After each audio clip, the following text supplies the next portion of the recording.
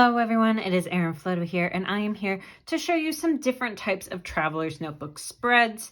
So I usually show you how I set up for my business Traveler's Notebook every single month, but I thought I would switch gears to show you some different types of spreads you can incorporate if you are using your Traveler's Notebook as a regular bullet journal. So I am just going to flip to the back here and show you a really cute setup.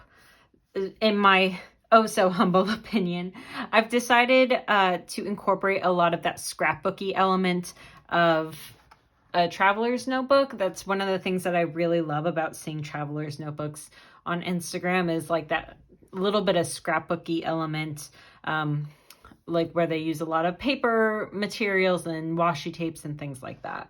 So I've used 2 washi tapes. This is from the December sub box. You have this silver floral pattern, and then you have a silver mermaid pattern, and then I've paired it with a paper pad that I had.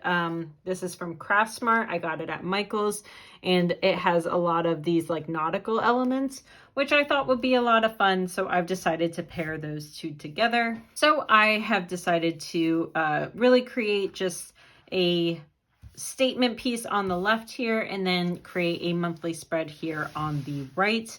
It's enough room for me to write in, so that's why I decided to flip it this way. You can also make it take 2 pages and get a little bit more room out of your monthly calendar if you need to write in the spaces. So I have Monday through Sunday here, and then I have an extra column here for different types of goals. Because there were 5 weeks, I decided to make 5 goals for the month. So I put my goals as something to help me with this particular video: research TNs, find my style, scrapbook style, use washi tape, and be functional. So while I like this scrapbook style, I think it's really important to get as much functionality as possible out of your bullet journal. So I like to pair a lot of those elements together. And I just really love having those foil elements as well.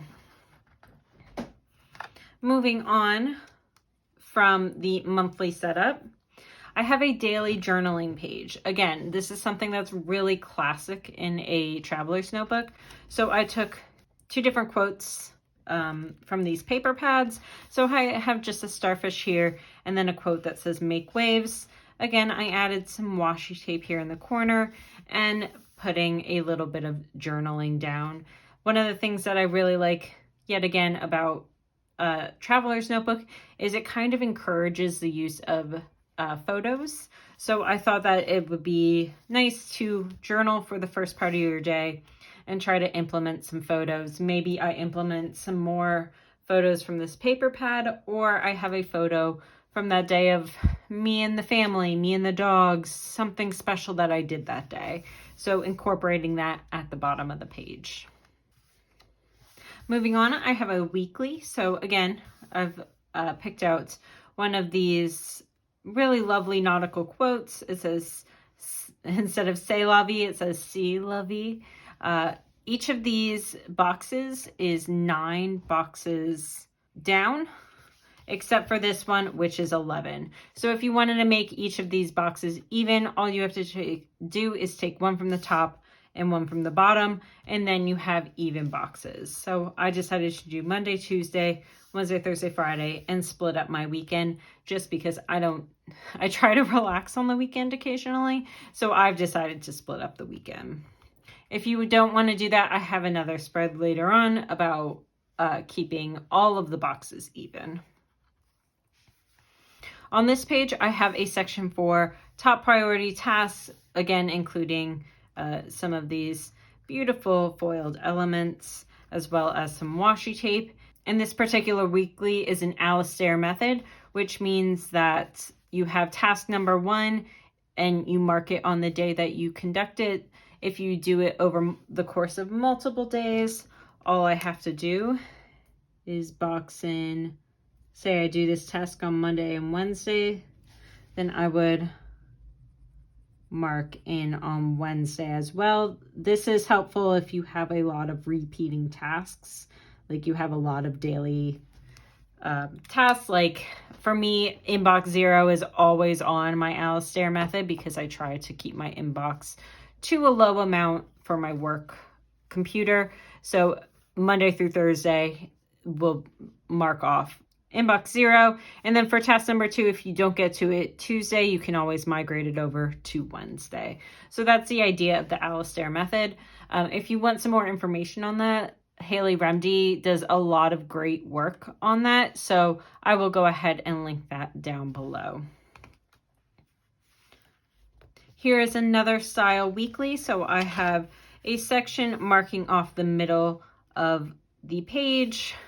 I decided that, okay, this is enough room for all of my weeklies. So you can either do 4 boxes across like I've done here, or you can do 3 boxes and make some unique shapes. So I decided to incorporate these little seahorses and make a nice unique shape out of Monday, Tuesday, and Wednesday because I need a little bit more room on those days.